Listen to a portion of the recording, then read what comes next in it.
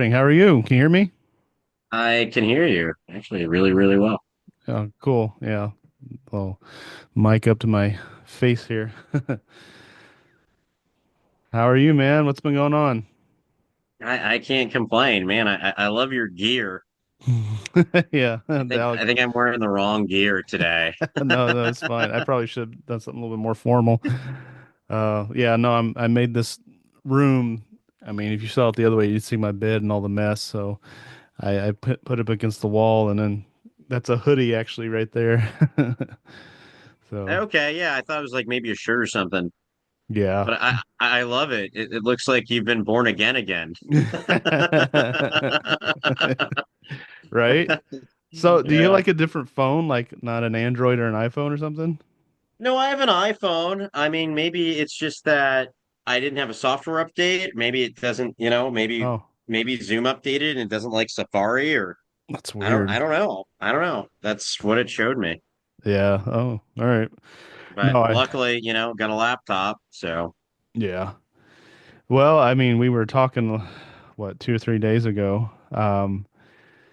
I don't know if we want to continue with that thought or whatnot, but this is going to be on my podcast or whatever. And I've known you for, geez, I don't know, since what?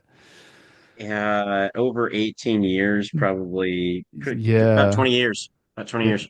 Well, let's see, 2006, I think.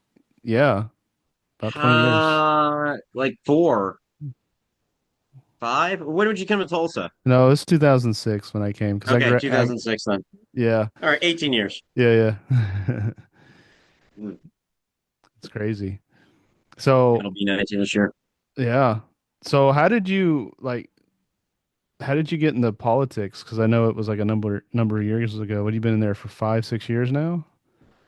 Well, it depends on what you mean. So professionally for about 6 years, getting paid to do it. Um, and that started after I spent a lot of money not getting paid to do it. I was an activist actually at the time I met you. I put on anti-abortion rallies in Tulsa Oh, I didn't and know things that. like that when I was 19. So probably within a year of knowing me. And when I knew you, when I was 18, when I met you, I'd been very conservative for probably 6 years. Hmm. It's probably political since I was about 12. And I was involved in speech and debate, and I was debating leftists quite a bit. As a matter of fact, when I was 19, a year after I met you, I debated Bill Nye the Science Guy No at way. uh, the community college up there, and I won the debate. And the amazing thing is, you can never really know if you've won a debate or not because it's subjective, Hmm. and each side typically their minds aren't changed. But do you know Right. how I know I won that debate? Oh. Because Bill Nye said I won, so that's how I know I won. So, So he had showed a lot of stuff. He was a global warming symposium, and he was showing how one of the slides he used said that the average fuel economy of a vehicle is like 15 miles per gallon, and he's using that to generate like the carbon buildup from that. And I said, I mean, are you aware that most cars get more than 20 miles per gallon, and like cars haven't gotten 15 miles per gallon for like many decades? And he's like, yeah, yeah, that's fair. And then I pointed out, like, I mean, on this graph you have here, the temperature of the planet was much higher hmm. during periods where CO2 is the lowest during ice ages. So, the correlation here, is obviously not causation. He's like, oh, okay, that's all fair. But so I know he's a nice guy. Huh. Yeah, no, I don't know what to think of Bill Nye. I mean, the boss I work with at the warehouse actually, he's in his, I don't know, close to 60s. He knew of him as an average dude before he became Bill Nye the Science Guy, and he was telling me about it. And I thought that was interesting. But yeah, no, you've always been really smart and all that kind of stuff. I just learned a lot of it. Just I became political in 2016. I didn't really pay attention to it, but when Trump came on the scenes, everything all that was thrown in our face. And for I guess it was good in the sense, kind of brought me to the political sphere and learning all that. But yeah. Kind of makes you an old hat because a lot of people came to politics. Yeah, there's a huge group that came in like you in 16. But then another group came in 2020 during the COVID stuff, Yeah. and even in 2022. And a lot of great people, a lot of people are very zealous for the truth, but one thing they lack in many instances is the mooring of having years of experience here and kind of knowing what's going on. And some of the people in their zealotry, I try to tell them some things and they don't want to listen, and they think that their experience is just as good as anyone else's. And Hmm. in some cases that's true. Some cases it's better.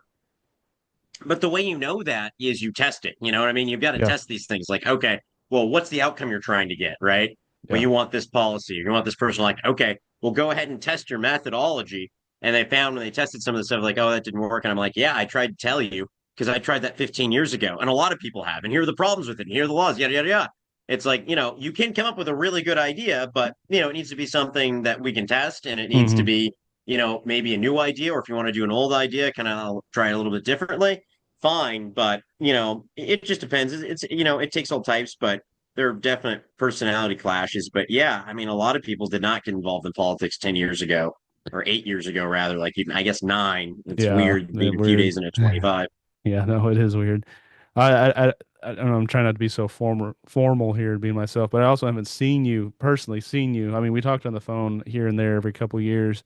Yeah, yeah. I think besides a few days ago, I think the last time we talked was what, over 3 years Two, ago? two, yeah, 2.5 years ago or so. Yeah. Yeah. And then you were asking for prayer because you were going door to door with what were you doing exactly? Well, I was doing a lot. So I was helping out on a U.S. Senate campaign, and I was helping out with some state House and Senate races. And Hmm. then at the very end of that process, I ended up getting talked into running for state Senate myself as an Hmm. afterthought between working full time and then working on these other campaigns. And I did it.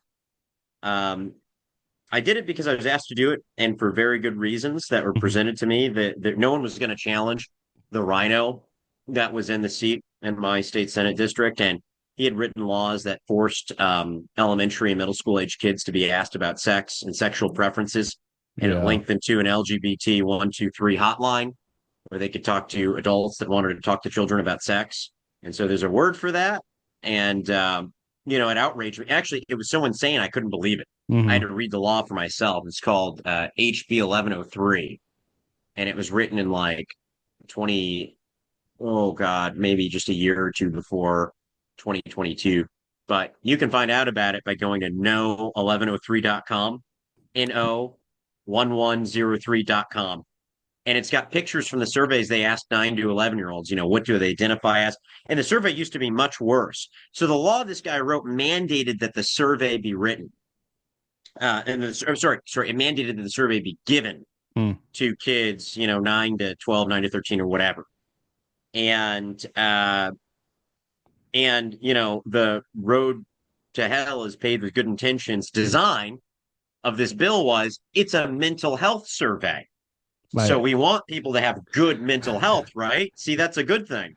So, and there might be something to that, except, Road to Hell is paved with good intentions, and they're asking kids about, you know, sex. And that's mhm. totally inappropriate for adults to ask children about How sex young are these unless they're kids? investigating crimes against children. Right, right. How young are these kids though?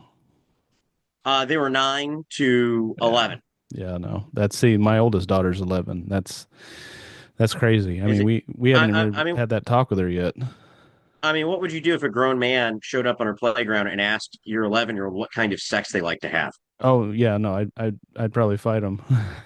Yeah, so I mean, that's what I was just asking the voters. I'm like, this man, essentially, this state senator, this rhino, is asking your kids Hmm. at school what kind of sex they like to have. What would you do to that person if they actually showed up in person and did that?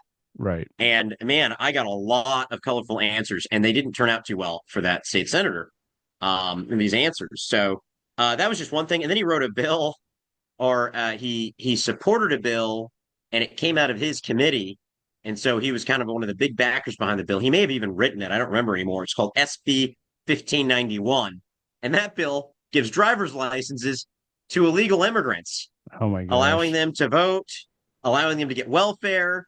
And, there are all kinds of ridiculous arguments behind it, like, well, they're here anyways. We might as well make some money off of them, or it makes it easier for them to get insurance. So, when they crash into you, like they have into me a couple of times, your insurance won't just go up, that they can pay for it. Hey, road to hell is paved with good intentions.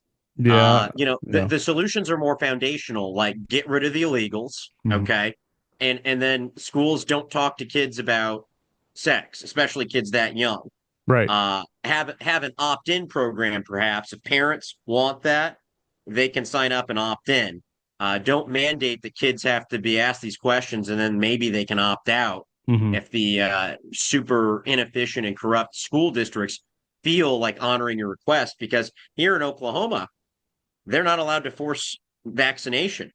Yet many of the school districts don't follow the law and will either straight up tell parents or allude to heavily that the children have to get vaccinations before they attend school. Yeah, we never So, saw, I mean, 2020, we never saw anything like that. No one ever pushed for a vaccine like that. But like you had some pretty good, I remember the 90s, you ever been on Facebook and you're going on those reels and then all of a sudden they show that nostalgia, that music playing. I don't know what it's called, but and it shows all these 90s clips like Blockbuster and Pizza Street. And oh my gosh, it's like, I want a lot of that back. But a huge change happened. You get into like then 2000 and then it wasn't long at all. Just everything changed and it's a completely different world now. And like what are the key elements? Obviously there's a spiritual element behind this. Corruption, all this sex and the school. It's an agenda and a lot of these people are either puppets or they're playing along with it or they're deceived.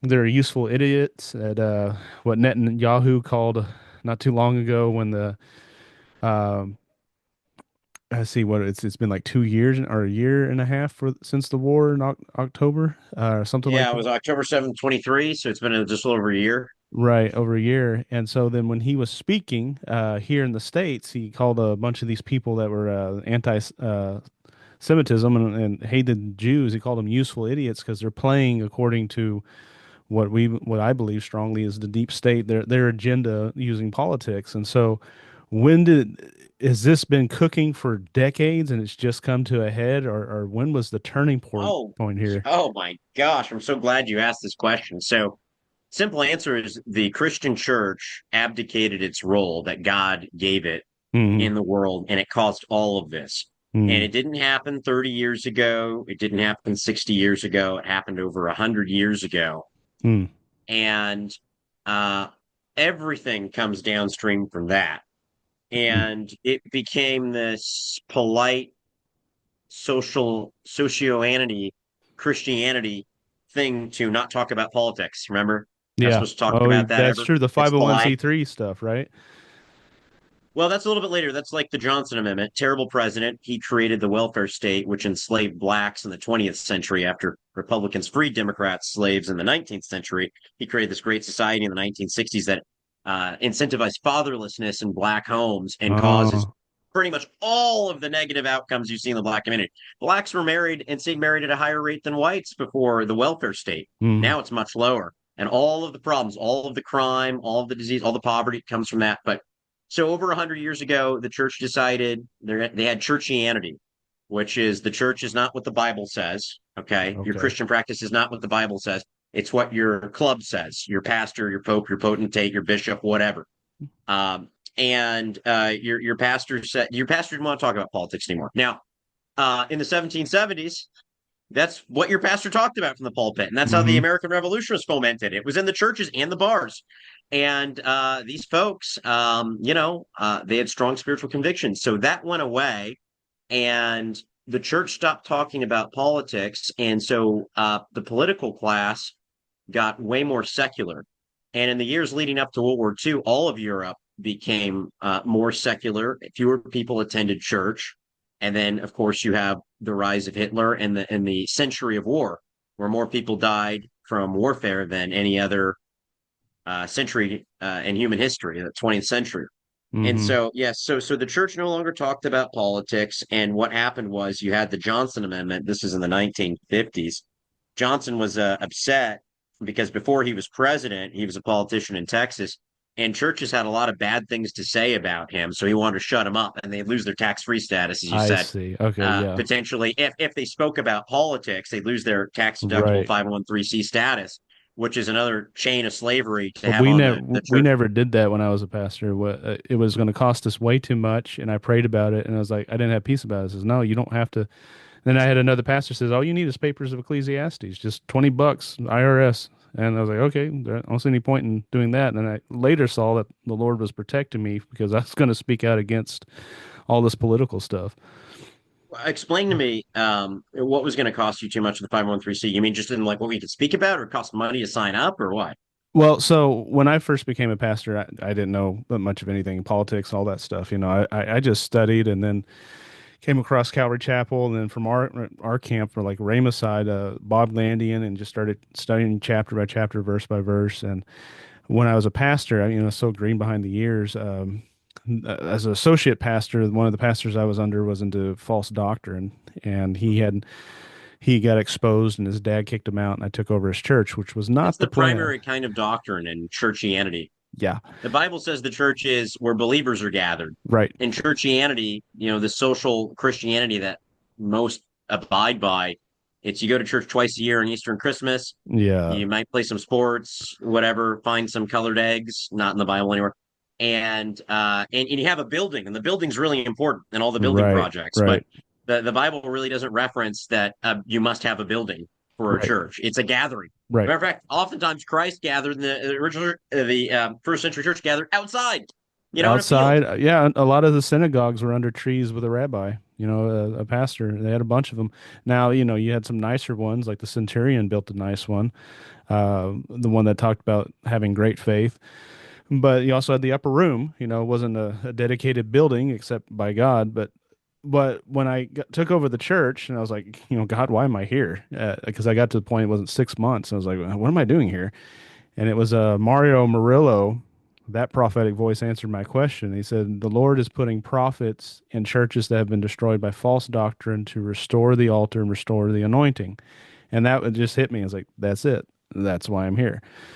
And so that began a process which took 4.5 years to really get the church healthy. But in that process, we he had three churches. The head guy that was over these three churches kicked his son out, or his son really left. It was really the Lord doing it, and then put me in over this other church, gave the church to another minister.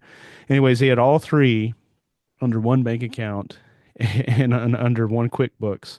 It was just a mess, financially a mess. Everything was a mess. And I love the guy. I'm not coming against the father here, the senior guy. It's just the way he did it wasn't right. So we broke off from that, got our own, becoming our own entity, and we're looking at becoming a 501(c)(3) nonprofit, and just didn't have any peace with it at all. So I went, as I was saying earlier, went to the IRS and got papers of Ecclesiastes. I learned then later that you don't want to become a 501(c)(3) because it will legally you're not supposed to talk against politics and stuff like that, which I started doing when I started seeing all this crap come out with COVID. And then I started seeing all this other things, and I started paying attention to ministers who were preaching the truth, like Jack Hibbs. And it's okay to be political in the sense you can talk about politics behind the pulpit. Now, your whole church shouldn't be consumed with politics. Obviously, you have a obligation of the word, and what is the specific calling of this church? And Yeah, I'd suggest for a lot of churches maybe cut back a little bit on your traditions of men yeah, that deny the power of God, and that's all the stuff that's not in the Bible that you like to talk about, and right, that's most all churches, right, you know. Um, and I could name a few. Oh, why not? Social dancing, oh yeah, yeah. drinking alcohol, haircuts, makeup, all that stuff, like not in the Bible. So, these bands. So Well, what do you mean, like dancing, not in the Bible? Are you like, okay, it's a lot. Well, no, I mean there's a lot of churches that have prohibitions on different kinds of oh, dancing. I That's see what not you're in the saying. Bible. Gotcha. These Right, right, right. prohibitions are not. In fact, David danced until he was in something called nephod, which a lot of people think is his underwear. And Mm. I think one of his wives was stricken with barrenness because she made fun of his worship to the Lord. True worship for the Lord is it can become Yeah. outrageous to most observing when it's real. Now, Right, when it's right. your fake churchianity tea club stuff and your Yeah. big old building and your intramural sports ball Yeah. and all this stuff, and you can't be bothered. I mean, I'm not saying this to embarrass any churches. In fact, I'm going to obscure the name of it, but I came to a huge ministry that a lot of people would have known about many years ago when I was putting on an anti-abortion rally, and the church could not be bothered to even hear the pitch, which was extremely brief. I had it to about 2 minutes, and I said, "This will literally take 120 seconds." Hmm. And no is a perfectly fine answer. It won't cost you anything. I just want to know if we can hand out, just tell people in your congregation, I want to be respectful about the event.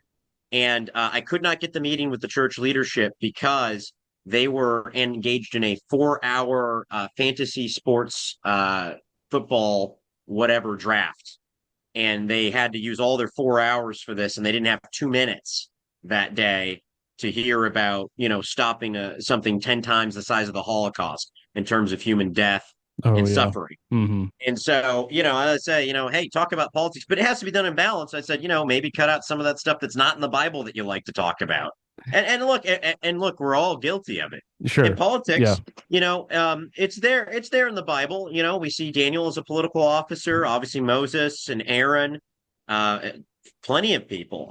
We got famous Romans 13 that establishes just and rightful government. Right. So When it's godly, obviously, and yes, it should be. Obviously, it's there for order. Um, but like Daniel, I was going through the book of Daniel with Chuck Missler, and he teaches. We were talking about it last time, a few days ago, on the phone about the end times and stuff. And I think his sole calling was to teach on the end times because it's so misunderstood.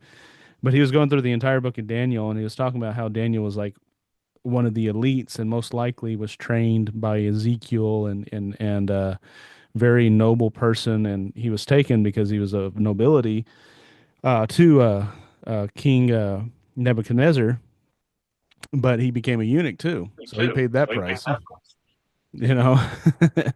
um, so yeah, no. Going back to the fall of the nation, it's so true what you said.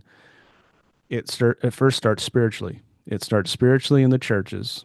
And by the grace of God, look how long it's taken to get to this point. I mean, this nation's not that old, but it starts with a fall a little bit. You see the falls in Ezekiel, you see the falls in Jeremiah, you see the falls in Isaiah. All these prophets were alive around the same time. Daniel was alive around the same time as Ezekiel. All this stuff happening, and it doesn't happen within 10 or 20 years. It happens 30, 40 years at the very end of it, and it's slow burning. And we may be there in America as well. I hope not. I think Trump is an act of God's mercy. I really do. yes, it's a reprieve.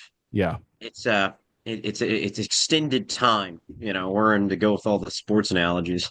We're in overtime. Yeah, we are.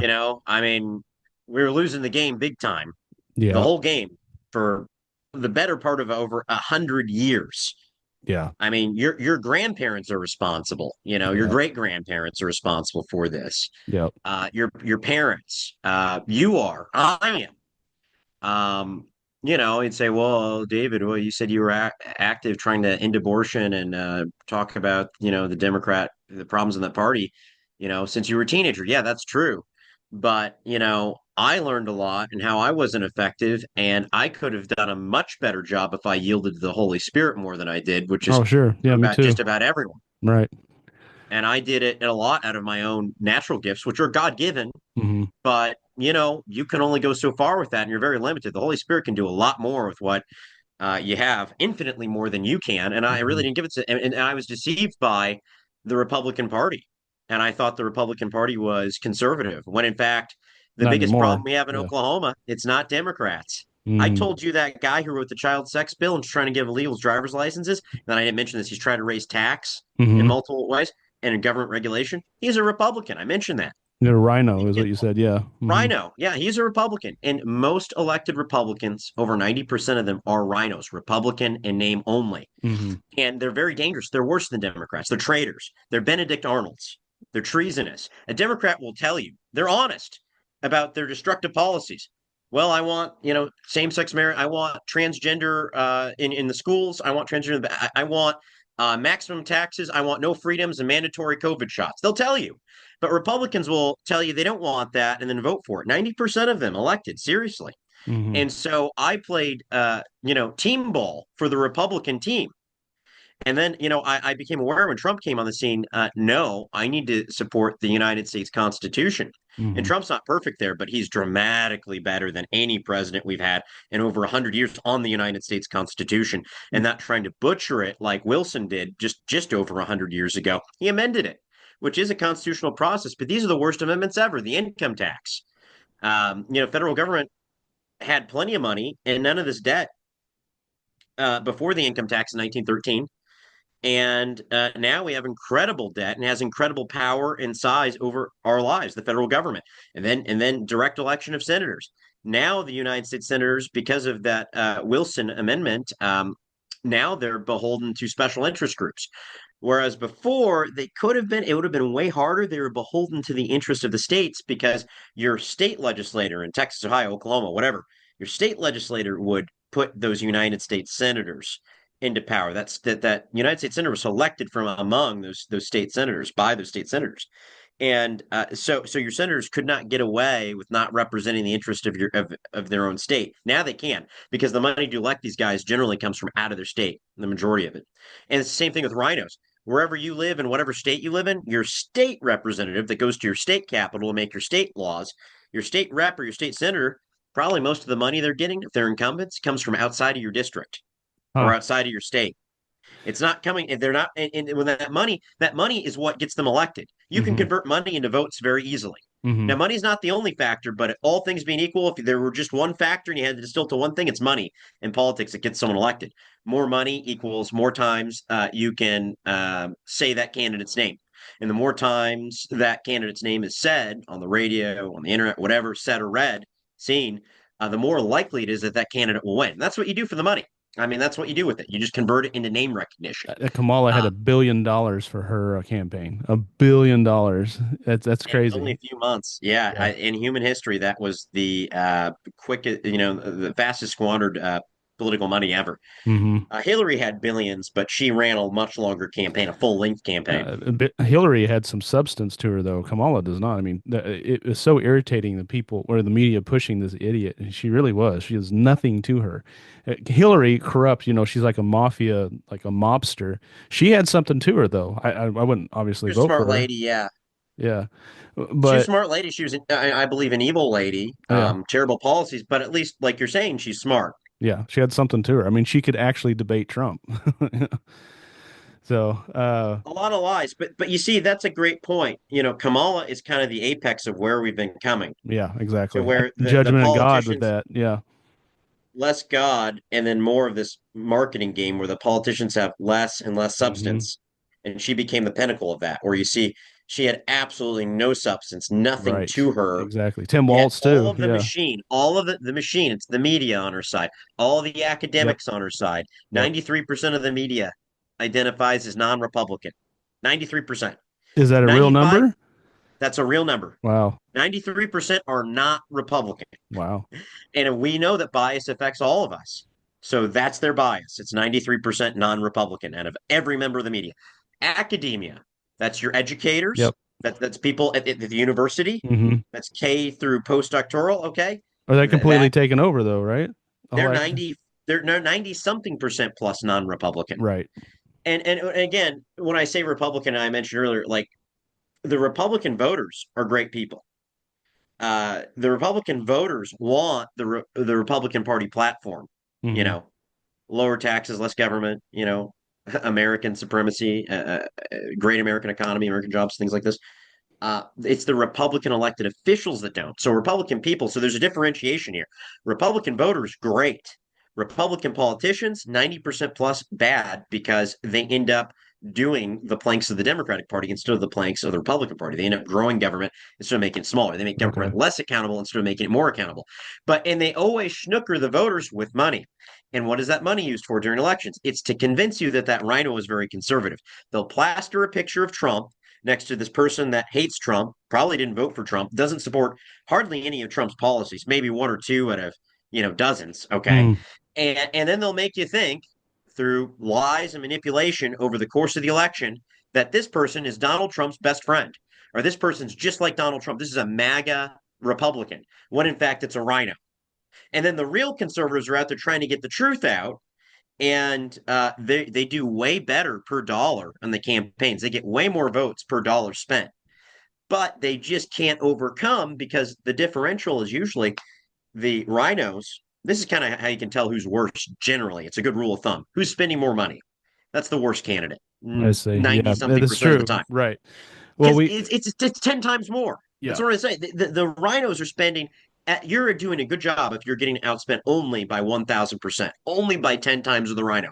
I can win a lot of races that I participate in if the rhino is only outspending us by 10 times.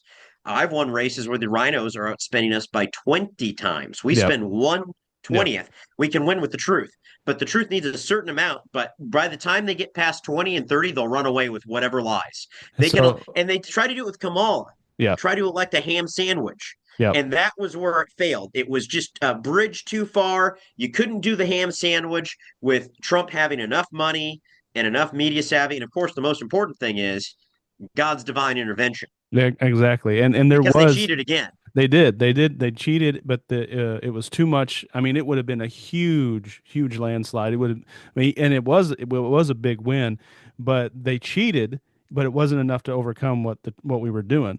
Um, we got 8.5 minutes because I'm not on pro for recording, so that's good for our first time. But No, it's cool. but we got a little bit of time left, but so 8 minutes left. But no, I mean what you're saying is right on. As far as Trump, he wants to get rid of income tax and do tariffs, which this is the first I heard of tariffs when he was talking about it. I think That's he what we was had before 1913. People said, "How are we going to do tariffs?" That's how the federal government. That's how it was funded. Tariffs. right, and it keeps other nations paying us, and then we can pay the people more, and it keeps us out of debt. But I was looking because they were trying to get me to do the W-2 forms, and it was like George Soros, it was like BlackRock and Vanguard signatures on here. I was like, wait a minute, this is why Trump wants to get rid of this stuff.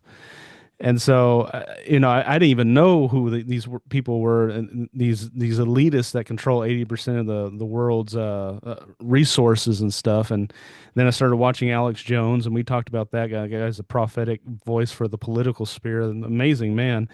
He said all Um, kinds of stuff that I thought was crazy for yeah, years and years, and it was coming to pass. I said, no, they're never going to have, teenage boys competing against teenage girls in sports. He's saying that over a decade ago. I'm like, that's not going to happen. It's happened. He said, like you mentioned, we are talking 2 months before 9/11. He said, they're going to have an attack where the World Trade Centers are going to come down, and it's going to be blamed on Osama bin Laden, but that's not him. And you tell the government we know it was them. I mean, on the 9/11 thing, I've never researched it in depth because it's one of those things, and I'll tell you why I didn't. Because it wasn't that I was scared what I'd find. I remain agnostic on it. There are all kinds of crazy things in the official story. That's true. But reality is often stranger than fiction. So I'm not saying that the real story is exactly. the main story, the mainstream narrative in 9/11 is impossible. I'm not saying that.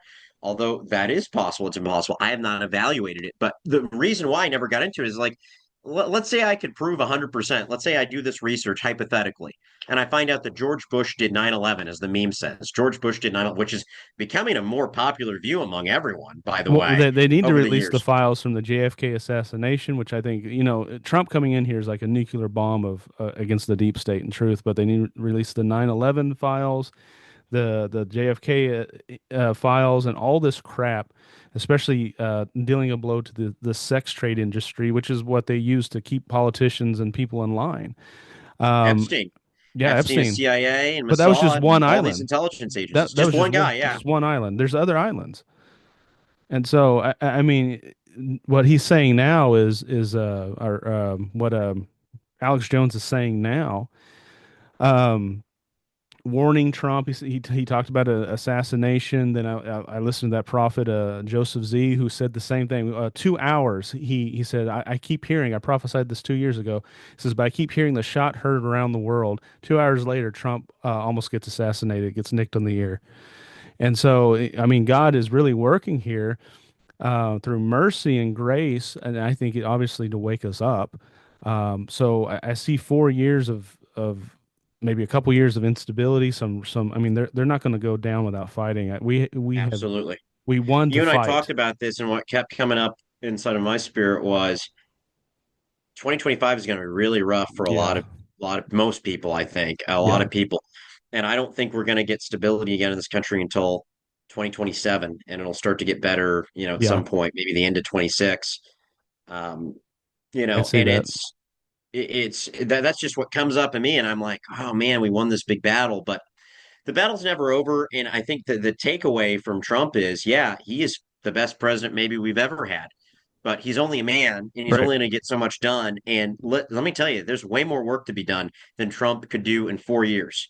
And Yeah, so he's just exactly. the beginning of getting our rights back. He's not the end. No. He's not perfect on policy. He's not a perfect man. We call him out whenever he makes mistakes. He does just like anybody else. He just happens to be a lot better than anyone else we've had in that role. Okay. Well, Uh, I never felt bad. There's a meme going on. He's like he stopped a woman from becoming president twice, you know. And so did I make your wife laugh?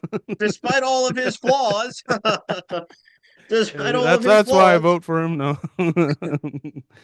But I don't know, it just didn't sit right with me and I'm still uncomfortable when women become pastors and that may just be me. I don't Um think that's biblical for them. Now women, I believe, this is some stupid mhm. controversy, maybe, and I think the Bible refers to things like this as a vain controversy when you spend way too much time. But women obviously have all kinds of, women proclaim the gospel, some of the first people after Christ was They kept the resurrected. church alive too, but yeah, But I don't, but women, right, scripturally shouldn't have authority over men in the church. right. I So agree with that. I believe it's unscriptural for a woman to be a pastor, but a woman I believe can be a teacher. I Hmm. believe probably an evangelist. I've not really looked at it because I don't care. And here's the thing, what people really have to look at, it comes back. Remember, We got I three said it was the minutes. church. It was the church's fault. Let's try to wrap this up in 45 seconds. I can. It was the church's fault that politics went so sideways in this country. If Yeah. there's a woman pastor, I would look to men first. It's their fault.